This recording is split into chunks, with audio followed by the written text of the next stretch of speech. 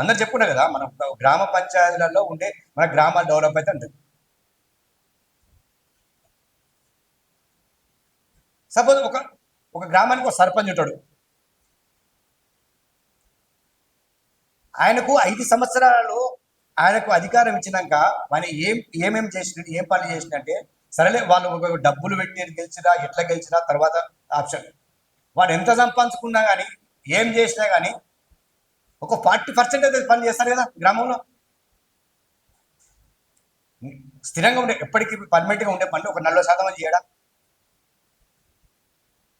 సరే, ఒక సర్పంచ్ వచ్చిండు, ఎందుకంటే ఒక నిందేస్తారు, సర్పంచ్ వచ్చిండంటే సంపాదించుకుంటారు అని. ఇది అపోహలకు ఈ జనాలలో వెళ్ళిపోయారు. ఎలక్షన్ రాగానే మన వాళ్ళే ముందు గెలిపిస్తారు. ఆడు గెలిచిన తర్వాత ఒక సంవత్సరం కాగానే వాడి మీద నిందలు పోతారు.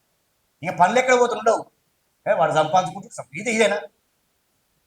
వాళ్ళకు కూడా కొన్ని ఉంటుందండి, వాళ్ళకు పని చేయాలని ఏముంటుంది. సరే, నేను ఇట్లా చెప్తుంటే మీకు బాధ అనిపిస్తుంది. ఏడో చూసిన సర్పంచ్ కూర్చొని సరే, మేము చూడలేదు, మీరు చూసారు కదా. 5 సంవత్సరాలలో తనకు అధికారం ఇచ్చిన తర్వాత ఒకవేళ ఎంత సంపాదించుకున్నా, ఖర్చులు ఎంత పోయినా కానీ ఒక 30% అయినా పని చేయడా. 30% పని చేయకుండా సర్పంచ్ ఉండలేగా చేస్తారు. ఈయన అది అధికారం పోతుంది, ఈయన పనులు చేయాలని చెప్పేసి నెక్స్ట్ ఓన్ వేస్తాం. ఆ ఫస్ట్ చేసిన మన మీడియా సంస్థ ఎవరైనా గుర్తించి వాడిని వెలుగులోకి తీసుకొస్తే నెక్స్ట్ వచ్చేటోడు కొద్దిగా పని చేస్తారు కదా. సరే, ఇక 30% చేసిన గుర్తించింది గవర్నమెంటే కావచ్చు, మళ్ళాంటి మీడియా వాళ్ళు బయటకు తీసుకురావడం వల్ల ఒక గుర్తింపు వచ్చింది, తీసుకొచ్చిన వెలుగులోకి తీసుకొచ్చినాం. అదే వాళ్ళని చేసిన పనులు ఉన్నాయి, ఇది అయిపోయినాయి. నెక్స్ట్ వచ్చే సర్పంచ్కి మరి ఆ పనులు ఆయన చేసిండు, మరి ఇక మీరేం పని చేస్తారని చెప్పేసి ఆయన ప్రశ్నిస్తే, నేను అది చేస్తా ఇచ్చేస్తాను, కామన్ చేస్తారా, నేను అది చేస్తా ఇచ్చేస్తాను, అది చేస్తా ఇచ్చేస్తా కాదు, నువ్వేం చేస్తావు గ్రామానికి అని మనం ప్రశ్నిస్తే ఏదో కొన్ని చెప్తాడు. కొన్ని చెప్పినప్పుడు ఏమంటే, ఆల్రెడీ 10 చేసిండు, మరి లాస్ట్ సర్పంచ్ చేసిండు, మరి నువ్వేం చేస్తావంటే ఆలోచన వచ్చినప్పుడు ఏంటంటే ఆయన కొత్త ఆలోచన చెప్తాడు. ఆయన వస్తాడు, ఆయన కూడా 5 ఏళ్ళు ఆయనకు ఉన్నప్పుడు ఆయన కూడా సరే డబ్బులు అనేది ఖర్చు పెట్టిండా, ఇంకేమైనా ఖర్చులు ఉన్నాయా, ఆయనకి ఏం చేసిండో, తన ఓట్లు రావడానికి, అధికారం రావడానికి ఏదో ఇల్లు బాధలు పడ్డాయని తిప్పలు పడ్డాడున్నాం. ఆయనకు సరే పోయినోడు 30% చేసిండు, ఆయన గుర్తింపు లేదు కాబట్టి ఏ సర్పంచ్ ఇష్టం సంపాదించుకుంటాడు గిత్తాడు కాబట్టి పోయిన అయిపోయింది. నెక్స్ట్ వచ్చి సర్పంచ్ ఒక 40% అని చేయరా. మనల్ని గుర్తిస్తారు అన్నాక, ప్రజలు మనల్ని గుర్తిస్తారు అన్నాక ఒక 40% చేస్తారు కదా. ఈ 10 ఏళ్ళ 30-40 పెడితే 70% పనులు అయిపోయినాయి. ఏమిటని మామూలుగా కామన్గా ఏ ఊరన్నా సీసీ రోడ్లు, వాటర్ ట్యాంకులు, గవర్నమెంట్ భవనాలు, ఇంకేమైనా నిత్యావసరాలు ఏమైనా ఉన్నాయి, అవసరం ఉన్నాయి, బస్ స్టాండ్ చిన్న చిన్న ఏమైనా కట్టించుకుంటారు, అయిపోతుంది. ఈ 70% అయిపోయిన తర్వాత నెక్స్ట్ వచ్చిన వాడికి ఏముంటుంది, ఒక 30% ఉండదు. ఇప్పుడు 10 ఫస్ట్ ఓని సెకండ్ ఓని గుర్తించినాక మూడోడు కొంచెం అప్పుడు ఆటోమేటిక్గా వెలుగులోకి వస్తాడు, అవగాహన వ్యక్తులు వస్తారు, ఆయన కొంచెం పని చేయడానికి ప్రయత్నం చేస్తారు కదా. ఇంకా 70% నీకు అయిపోయినాక 30%తో చేసినాక మోరీలు వేయడం కానీ, ఇంకా ఏదైనా భవనాలు కట్టడం కానీ, ఇంకా అన్ని అయిపోయినాయి అనుకుందాం.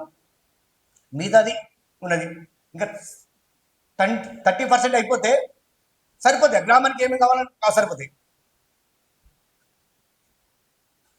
అయిపోయిన తర్వాత మిగతా 70% ఏం చేస్తాను? లాస్ట్ టైం వచ్చినప్పుడు కొంచెం నీతివంతులు వస్తాయి కదా, ఆయన 50%, ఇంకా 20%.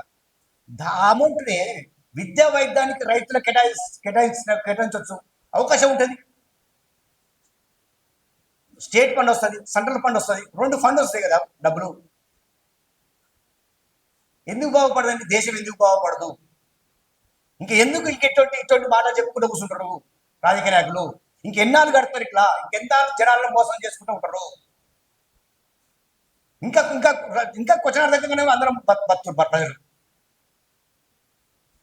మాయ మాటలు చెప్పడం, అధికారంలో రావడం, వచ్చిన తర్వాత ఎవరు రావాలని చెప్పడం కాదు. సరే, మీరు ఏ కాంట్రాక్ట్ చేసుకొని ఏమైనా చేయండి, విద్యా వైద్యం అందించండి, రైతులకు కావాల్సింది తీసుకోండి.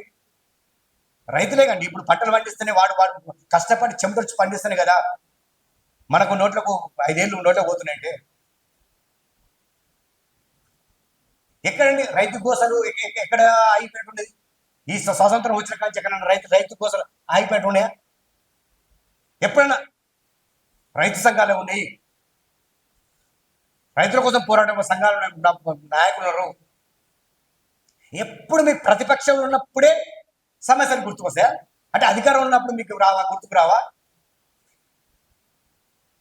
ఉన్నప్పుడు ఇక ఆ నిందలు మోపడే అధికారం ఉన్నప్పుడు నిందలు మోపుకుంటూ వాడిని ఏదో చేయాలంటే వాడి మీద ఏదో గుర్తుదడానికి ప్రయత్నం చేస్తున్నారు.